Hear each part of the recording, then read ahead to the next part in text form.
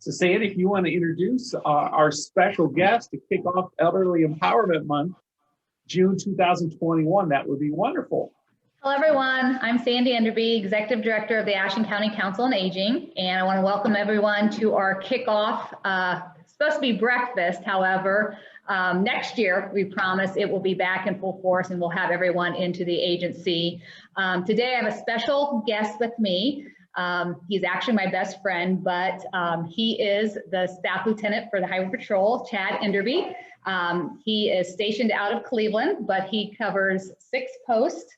But he wanted to talk with the seniors today to give them some advice regarding driving, the laws, and so forth, and then obviously open it up to any questions that someone who might be on would want to ask at that time.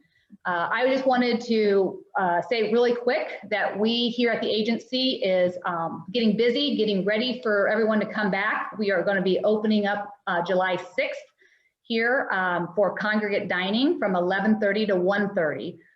So that's exciting for us. So we're getting the building prepared, getting people in place and so forth on that. So we're excited to actually start opening our doors July 6th. I just wanted to pass that along as well. But until then, for the month of June, we are providing a grab and go lunch every Tuesday, Wednesday, and Thursday between 11:30 and 12:30. So if any of the seniors who normally get our home delivered meals wanted to get out and about to get some fresh air, have them swing by the agency, to call Mindy, let her know, call the agency, let them know they didn't want the lunch delivered. They can come and pick that up, see all of us.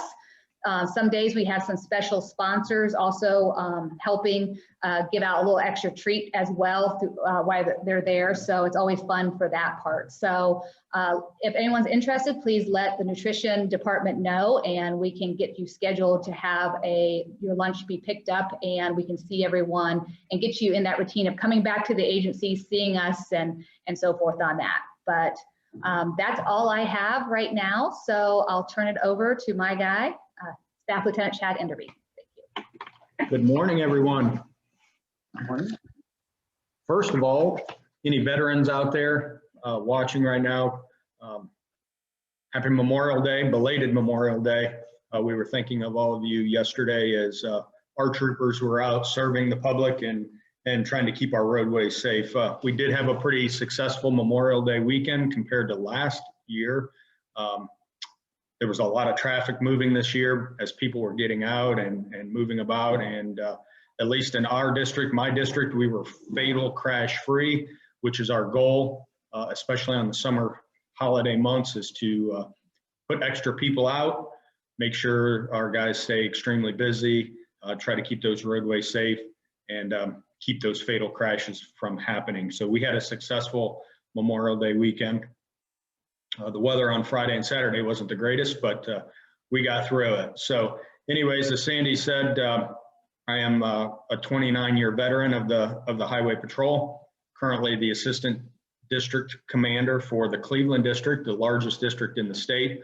I have about 127 troopers that work under me and about 10 commanders that oversee our patrol posts and about 250 people total in the district. And I tell you that because most people don't even really know how many people are in the Highway Patrol and how we are made up and what our command staff looks like. So a large district, a lot of people, a lot of things going on, and blessed to be able to be in this position to not only talk with you, but work with some very, very good individuals. I was looking at the calendar here for the month of June kickoff, and I see a couple different topics that are of interest to me. And one of those being where'd it go? I just saw it. Something about identity theft. Oh, protect yourself from identity theft on the 24th. I brought some information today to talk about that. Although it's not really a traffic safety topic for the Highway Patrol, we are very interested in identity crime because we do see it frequently through our investigations and through traffic stops where people have had their identity stolen and people have committed crimes, and the true victim in that case doesn't even realize that that has happened. And I know that is a topic of our senior citizens and very near to Sandy and very near to me, and we speak about that frequently. So I do have some things that I can talk about identity crime as we go forward with that. And then also I brought some statistics, and I'm not going to bore you too much with that, but just talking about highway safety and traffic laws and some of the things that we see with our older drivers. And we consider our mature drivers being anyone 55 and older. And a lot of people at 55 don't feel like they maybe are a mature driver, but we typically start to see decline in reaction. And it's been a long time at the age of 55 since you've got your driver's license. And a lot of things have changed since you got your license back when you were 16. So we try to educate on some of the new laws and some of the things that we see with those drivers. So that's kind of where we're at right now. And anybody out there that may have any questions or want a particular topic talked about, I'd be more than happy to hear that right now. Anyone out there raise their hand? This is the bad part about these Zoom meetings. Well, Chad, this is just David. Does Highway Patrol keep specific stats based off of the age of the drivers? If there are incidents, do they break it down that way? We have statistics for just about every category that you can imagine, being motorcycles, pedestrians, teens, distracted drivers, OVI drivers. So I could bombard everyone with statistics, and they really don't mean a whole lot to you if you don't have the whole scope and the whole picture. But we do break down our crashes involved with mature drivers, 55 and older, and they typically make up the majority. Besides the teens, the mature drivers do play a significant part in our crash picture, our crash causing violations. And that's why one of the reasons why we try to educate them more frequently, just to help drive that number down. So with that, let's talk a little bit about some statistics or some numbers, if you will, about mature driving. And one of the things that we see with mature drivers right out of the get-go is your reactionary time decreases as we age. You know, your depth perception starts to decrease, and with that decrease in depth perception, you don't realize how quickly vehicles are approaching you. When you're stopped at an intersection, stopped at a four-way or a stop sign, and you look down the road and you see a car coming, but you don't really have a true gauge on how fast that vehicle is approaching you, how far away that vehicle is. So a lot of times we see folks pulling out in front of vehicles, having close calls, or actually being struck. And it's simply because your depth perception has changed, and also your reaction times have diminished. We see a lot of traffic crashes involving rear end collisions, and that has to do with following too close and your reaction time being diminished. The time that it takes you to take your foot off the accelerator and apply the brakes decreases as we age, and therefore you're following too close, someone stops abruptly ahead of you, it takes a little extra time to apply the brakes and get your vehicle stopped. So the failure to yield, the pulling out from stop signs, and rear-ending vehicles, if you will, are typically the two top crash-causing violations that we see. And so we try to educate a little bit more on how you can be safe, how you can be safer, and things like understanding that is happening to you, and recognizing that is the first step. If you're having trouble seeing stop signs or reading traffic signs, I know I have already. I refuse to wear my glasses that I have, and I have to hold menus out further from me, and I can't read license plates as well as I used to when I was a 22-year-old trooper. I could see a license plate and read it from what felt like miles away. And now I have to really get close to make out those letters and those numbers. I recognize that and try to change how I do things so that I can read those license plates. And I probably should just wear my glasses, but so understanding that and recognizing that is key. If you're having trouble with your eyesight, you're having trouble reading up close or far away, getting to your eye doctor, getting those prescription glasses, and being able to see down the road and seeing vehicles and seeing and reading those signs is important. And then when we talk about the following too close, getting behind people, everyone's in a hurry, right? We saw it last night. Sandy and I were driving home from our daughter's house, and we were coming out of Loudonville on 60, and I thought, holy smokes, we're in a parade. There were 15, 20 cars all lined up, and you could see the one vehicle up ahead that was going slower than the speed limit. And everyone was just tailgating, kind of pushing one another. There were times we had to slam on our brakes because of that accordion effect that happens when you get into a traffic congestion.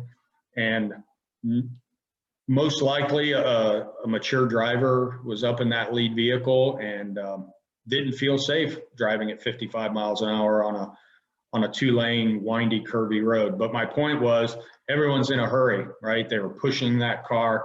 In fact, I saw a vehicle pass over a double yellow right before the intersection in Hayesville, just because they were so impatient.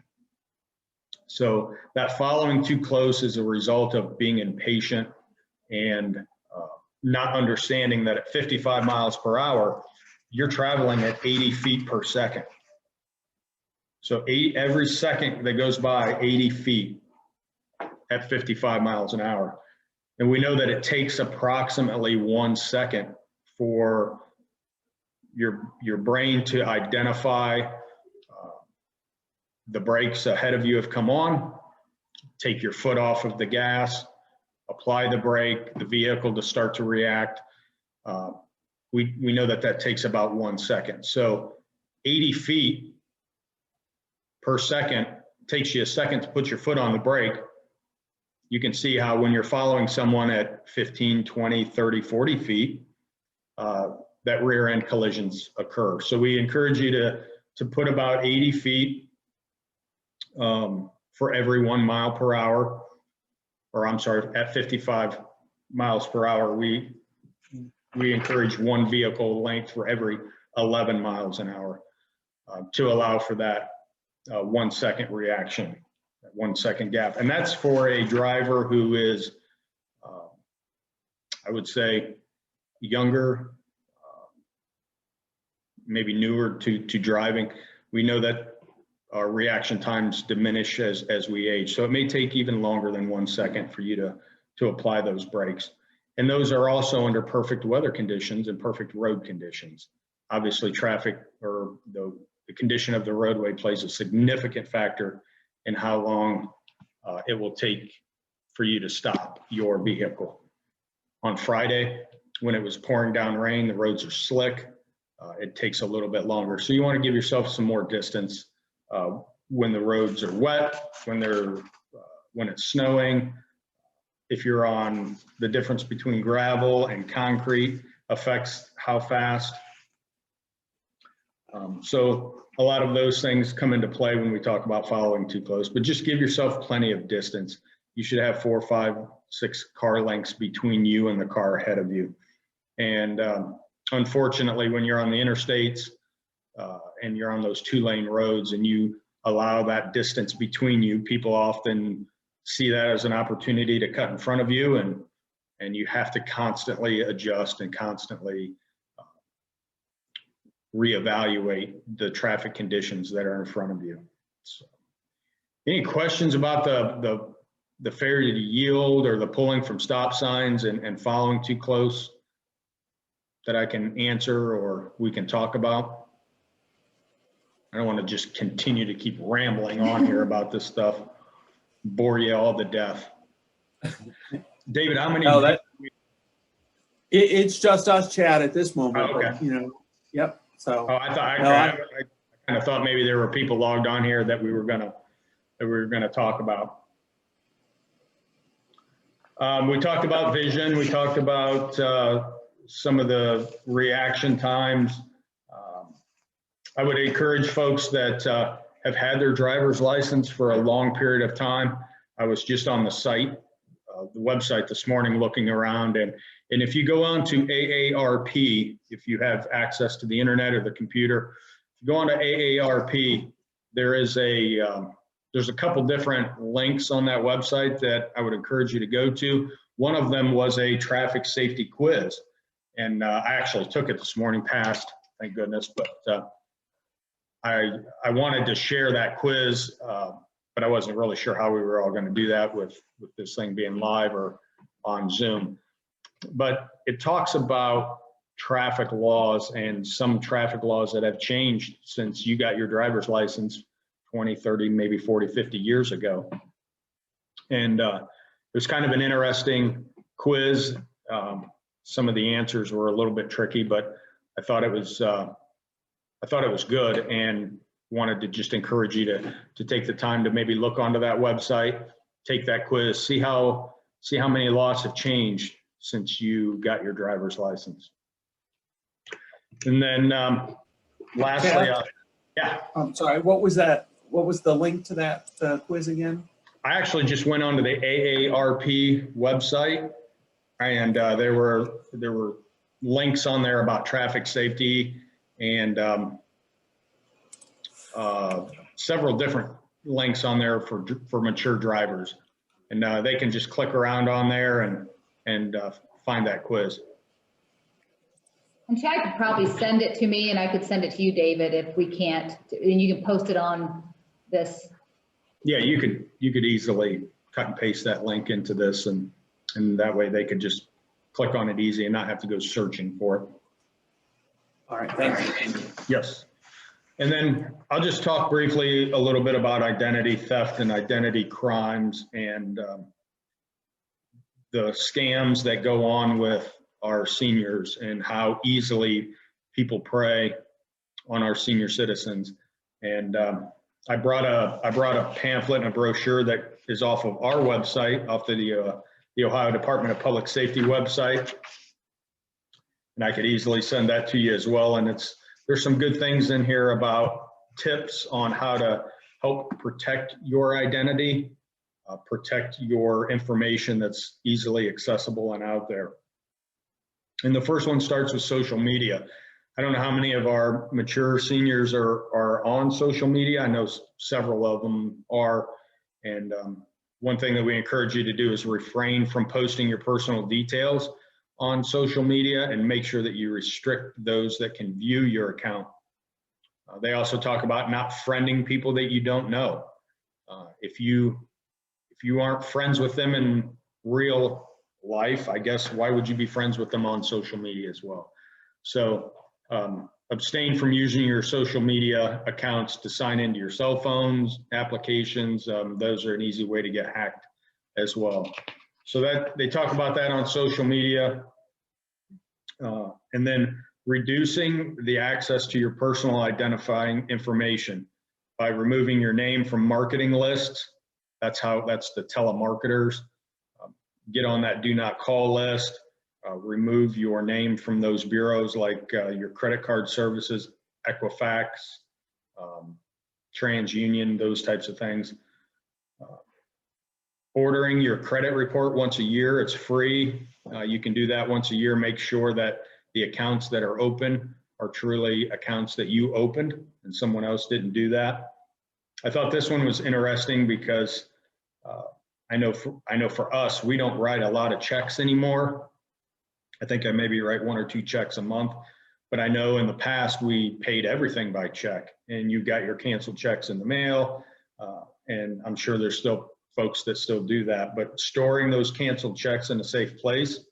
There's a lot of information on there about your routing number, your bank account, that makes it very easy to access your bank records and steal your identity and steal your money. Be aware of your surroundings when you're out in public, protecting that PIN account when you're at the grocery store or at Walmart or at the ATM. See who's standing over your shoulder and looking at that PIN number or memorizing it. And then also looking at that credit card statement every month. I don't get a credit card statement every month. I choose to go paper free, but I do have an alert set up on my phone that if anytime my credit card is swiped or there's a charge to my account, I get notified of that. If you don't have that, then definitely take a look at that statement every month and make sure that the charges that are on there are valid and that you actually made them. A lot of times when you send your credit card away with someone to go swipe it at a restaurant or whatever, they have those readers that will store that data, and then pretty soon they're opening accounts and making charges on your credit card. You don't even know about it. And then lastly, and probably the one thing that upsets me the most are the scam phone calls that you get, and they're talking about your credit card or your social security number has been compromised. The IRS has issues with you. They maybe say they have a warrant for your arrest and you need to send money to make this go away. And I would just tell you, the IRS, the Social Security Administration, the Sheriff's Department, the police departments, they will never, ever, ever call you and tell you that you have a problem like that. They just will not do it. That's not how we operate. That's not how the Social Security office works. The administration, they're not going to call you and tell you that your stuff has been compromised. Those are all scams every single time. Unfortunately, a lot of us get fooled by that.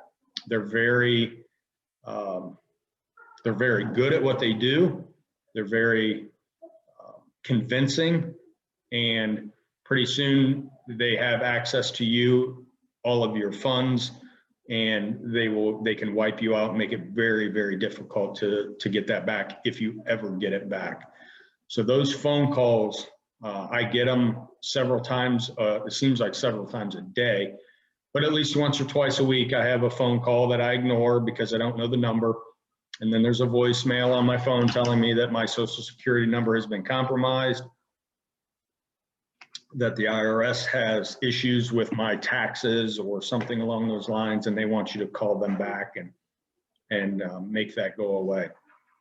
I also get calls throughout the months and frequently from acquaintances or people that just get in touch and say that they've had the Sheriff's Department called to say that they have a warrant for their arrest and they need to send money over the phone as a bond to make it go away.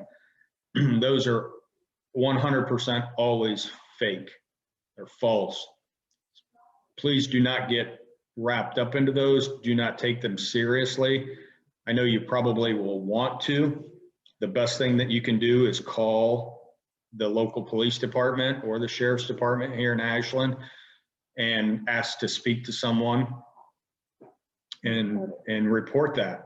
You don't necessarily need to make an actual report, but just if you need that reassurance and that peace of mind so that you can sleep that night, call them and ask them, and they will tell you, we do not have a warrant for you. We do not operate like that. We do not make those types of phone calls.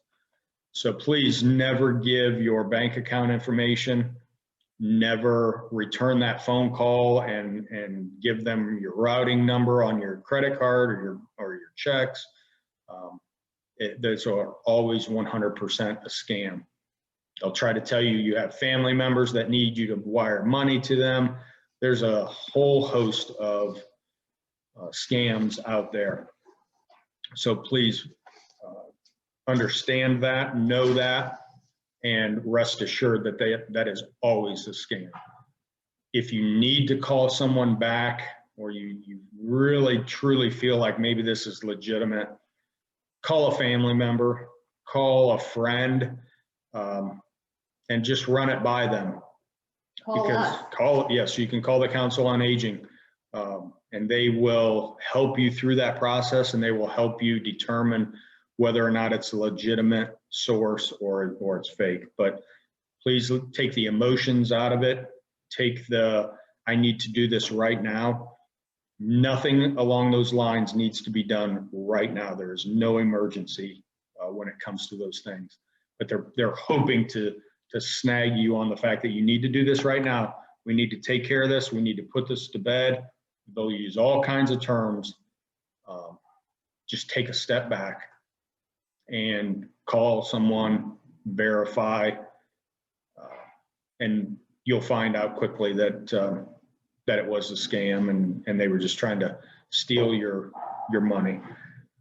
It's one of the reasons why they use that whole Social Security bit, because a lot of seniors, that's their fixed income, that's their monthly source of funds, and all you have to do is say Social Security to get somebody's attention, especially when it comes to your financials. So that's my little bit of advice for that. Again, it sounds like a really good month coming up. You got a lot of topics, a lot of good things going on. The pandemic has slowed, I guess. So hopefully you're getting back into the Council on Aging and getting to enjoy a lot of the services that they provide. I know Sandy's worked extremely hard to make sure that you feel safe and that you're welcome here.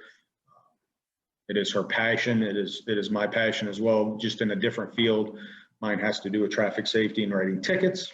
Hers is more of providing lunch and fun stuff. So we're both very passionate about our senior citizens in the community here in Ashland specifically, and always available for questions and comments, and look forward to seeing everyone back sooner than later.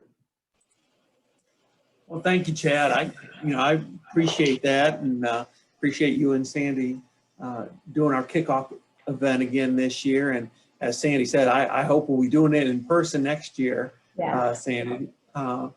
And Chad mentioned it, and if it's okay, what I'd like to do now is maybe share the screen and show folks the calendar for the full month, and just walk through that. And if folks have questions, we can certainly stop and clarify. So Chad or Sandy, as we go through this, if you see anything on there that you'd like to highlight for folks or speak to, by all means.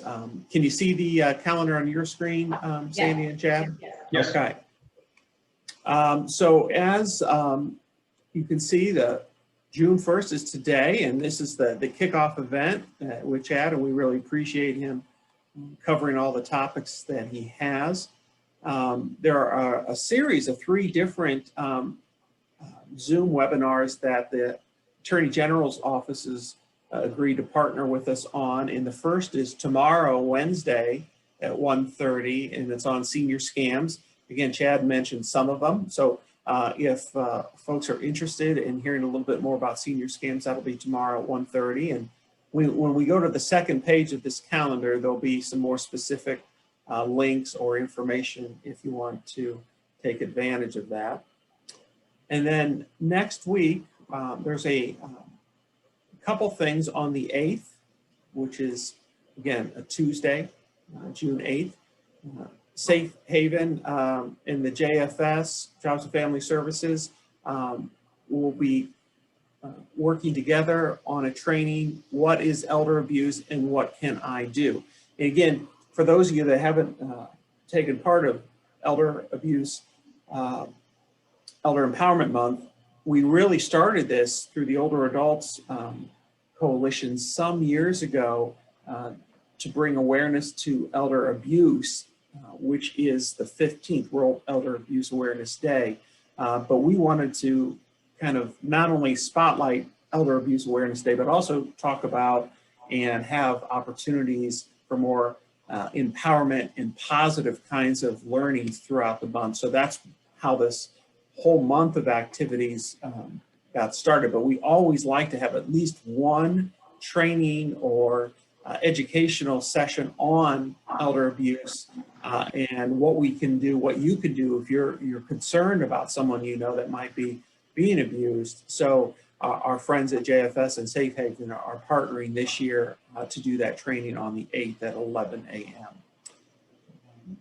Also that same day then, the Alzheimer's Association had a virtual training on a mental health toolkit, understanding and responding to behavior and practical survival tips.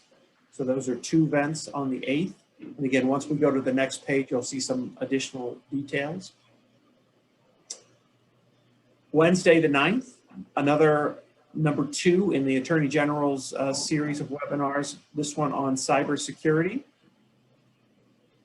Chad mentioned several things, but you're right, Chad, a lot of us are utilizing websites to pay bills, for example, so we're not sending those paper checks by the mail. So I've been doing my banking online for many, many years, but I understand there is some risk to that. So all of us need to be careful if we're doing our banking or other things over the internet. So they will cover that on the 9th. And then the 15th, we asked folks to wear purple on World Elder Abuse Awareness Day. If you do wear purple and take a picture, you might want to post that. If you have social media with your organization, we'll try to post something. Maybe Council on Aging, some other folks. What we like to do is, again, as a way to raise awareness of World Elder Abuse Awareness Day, we take a picture of ourselves wearing purple and post that. So that's a mouthful of steaks. That's like a tongue twister.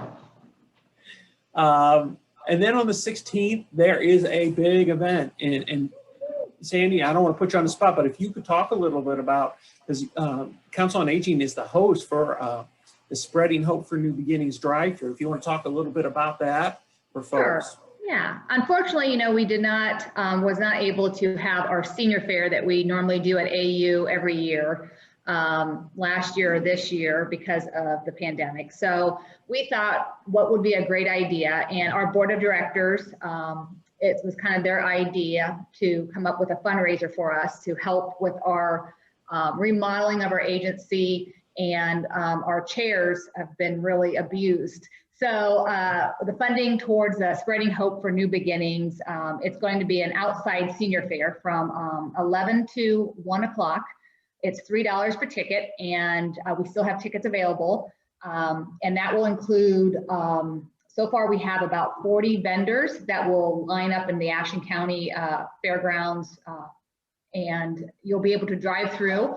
You'll get like a bag at the start of it, and then all the vendors will be able to come up to your vehicle and give their information to you, kind of, like the senior fair, but we kind of just revamped it a little bit. And come rain or shine, we will be out there and having fun, and some of the vendors will be dressed up and just having fun with all of us. So it'll be good to see everybody. And then at the end, you'll be able to get a grab and go lunch, which would be like a hot dog, chips, something to drink.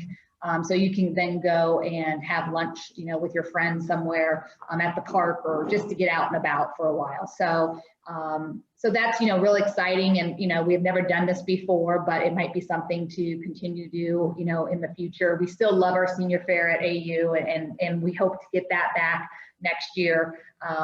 But this is also a new beginning for us. And, like we said, spreading hope for a new beginning, meaning, we're just coming out of this, and, we want to be out and about and see everyone and get that all, normalcy back into our lives again. So we're excited. Like I said, the fundraiser will go to recushioning our dining room chairs.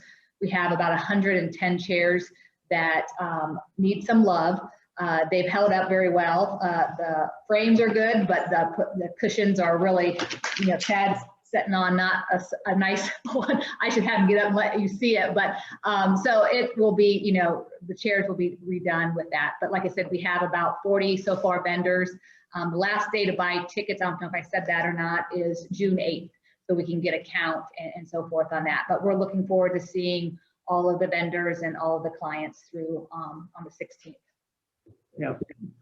Thank you, Sandy. Yeah, I'm looking forward to, we'll be out there, and like you said, 40 other folks will be out there. So I think that'd be a great opportunity for the seniors, not only to get out, but to get some great resources and just get out of the house. And Right. Let's pray for good weather too. Let's Yes. hope we get some good weather. Exactly. So that is the 16th. And then the week of the 21st, on the Tuesday, the 22nd, the Older Adults Behavioral Health Coalition has their normal 8 a.m. Zoom meeting. And I mentioned the coalition earlier. So this, again, is this different folks that are passionate and concerned about senior issues here in Ashland County that have been meeting for over 14 years. And we would love to have you Zoom in. If you've never been to an Older Adults Coalition meeting, we would invite you to Zoom in. Again, the details will be on the second page once I get to that. But we want seniors involved with that. So we have a lot of agencies that serve seniors that are currently part of the coalition, but we are always looking for seniors to join the coalition. We talk about issues that we believe are relevant, pertinent to our seniors, and just encourage you, if you have some time on the 22nd, 8 o'clock, Zoom in and check us out. And then a few events that Thursday, the 24th, the last in our 3-part series with the Attorney General's Office on protecting yourself from identity theft at 1:30. And then also at 1 o'clock is another drive-through, this one ice cream at Kingston. So Kingston of Ashland and Kindred at Home are partnering to do a drive-through ice cream on the 24th. So this calendar is kind of a 2-page calendar, double-sided. So we can send this to anybody that's interested electronically. And then for those that are receiving the mailing from Council on Aging, this should have been part of the mailing that they sent out recently. Yes, it went out this month, so it'll be for, yep, they'll have it. Yep. So I just wanted folks, I won't go through all of this, but I just wanted to give you a sense of what was on the flip side. So the calendar we just went through, and then on the flip side, there is additional information about each one of those events that we covered. So in most cases, like tomorrow's event on senior scams, it tells you who the host is, it gives you the link, and it gives you a contact number if you have additional questions.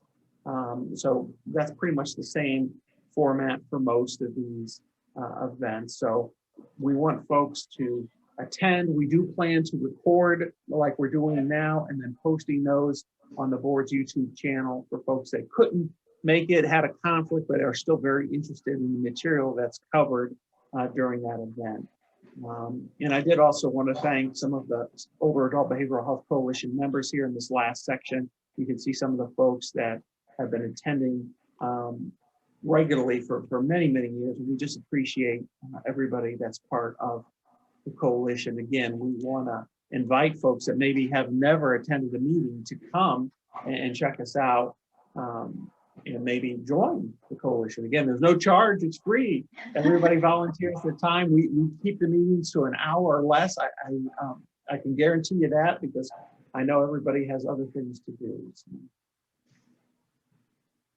Any other thoughts, Chad, Sandy, or Lindsay? Any other things? It looks like another good month of opportunities for seniors. So I hope folks take advantage. I'm okay, Chad. Nope. Good. Nope. Thank you for allowing us to get on, and we're excited. And like I said, here at the agency, July 6th will be open for lunch.